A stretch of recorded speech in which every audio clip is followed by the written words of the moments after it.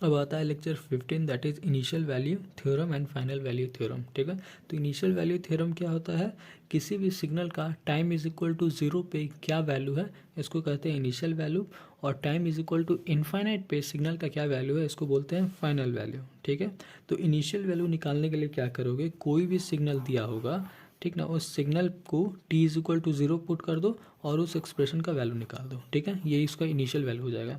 उसी तरह से फाइनल वैल्यू निकालना है तो क्या करो, सिग्नल में, इसी सिग्नल में t is equal to infinite put करके वैल्यू निकाल दो। ठीक है, तो जो वैल्यू निकलेगा ये फाइनल वैल्यू होगा। ठीक है, अब इसका सिग्निफिकेंस क्या है, सिग्निफिकेंस ये है कि देखो t क्या है, t होता है टाइम एक्सिस। ठीक ना, ये वाला जो एक्स एक्सिस होता है इसको बोलते हैं टाइम एक्सिस, और ये वाला जो एक्सिस होता है वाई एक्सिस इसको बोलते हैं सिग्नल एक्सिस। ठीक है, तो सिग्नल कुछ भी होगा वो वाई एक्सिस में आएगा और टाइम ये एक्सिस में आएगा। ठीक है, अब t is equal to zero put किए, इसका मतलब क्या हुआ, टाइम एक्सिस में जीरो वैल्यू।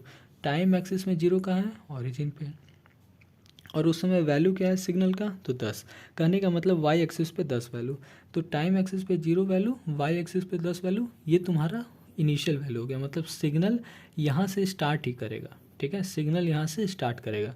फाइनल वैल्यू में क्या करते हैं, t is equal to infinite, मतलब टाइम एक्सिस पे इन्फाइनाइट। तो इन्फाइनाइट कहाँ है, कहीं भी तुम ले लो इन्फाइनाइट, समझे, कोई भी, जैसे स्टेडी स्टेट में हम लोग क्या पढ़े थे कि ट्रांजिएंट के तुरंत बाद इन्फाइनाइट आता है, तो कहीं भी इन्फाइनाइट ले लिए, और उस समय सिग्नल का क्या वैल्यू होगा, तो देखो फाइनल वैल्यू से हम सिग्नल का वैल्यू क्या निकाले कि सिग्नल का फाइनल वैल्यू जीरो है।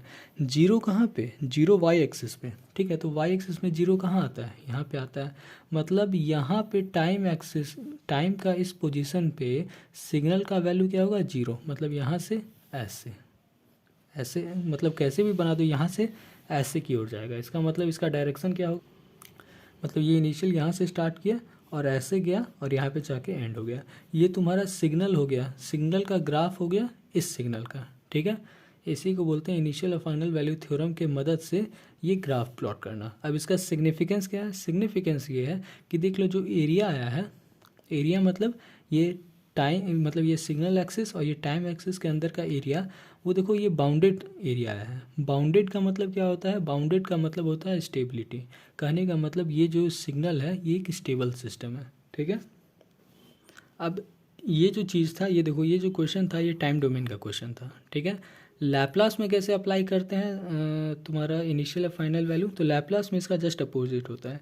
इनिशियल वैल्यू थ्योरम में t is equal to zero put किए थे, लैप्लास में एस, इनिशियल वैल्यू में s is equal to limit s tends to infinite put करेंगे। ठीक है, और फाइनल वैल्यू में क्या करेंगे, एस टेंड्स टू जीरो। ठीक है, बात करें फॉर्मूला का, तो इनिशियल वैल्यू थ्योरम का फॉर्मूला क्या होता है, इनिशियल वैल्यू थ्योरम में हम लोग क्या करते हैं, जैसे मान लो ये तुम्हारा एक ट्रांसफर फंक्शन है। ठीक है, इनिशियल वैल्यू हमेशा ट्रांसफर फंक्शन पे ही अप्लाई होगा। ठीक है, तो ये तुम्हारा ट्रांसफर फंक्शन है, और इनिशियल वैल्यू में हम लोग क्या s is equal to zero पे वैल्यू निकालेंगे। ठीक है, तो s is equal to zero मतलब एक्स जीरो। ठीक है, और फॉर्मूला क्या होता है, फॉर्मूला होता है limit s tends to infinite, initial value theorem के लिए एस इनफाइनाइट पर टेंड करेगा, और एस इंटू फंक्शन का, एस इंटू फंक्शन। ठीक है, तो ये हो गया फंक्शन, इसके साथ एस मल्टीप्लाई कर दो। ठीक है, अब इसमें क्या है, इसको सॉल्व करके लिमिट पुट करना है। ठीक है, सॉल्व करने का तरीका क्या है, सॉल्व करने का तरीका ये है, देखो यहाँ पे तुमको एस को कुछ ऐसे करना है। देखो एस अगर इनफाइनाइट पुट कर रहे हो, तो यहाँ पे अगर इनफाइनाइट पुट कर दिए तो भाई ये तो पूरा एक्सप्रेशन ही खत्म हो जाएगा।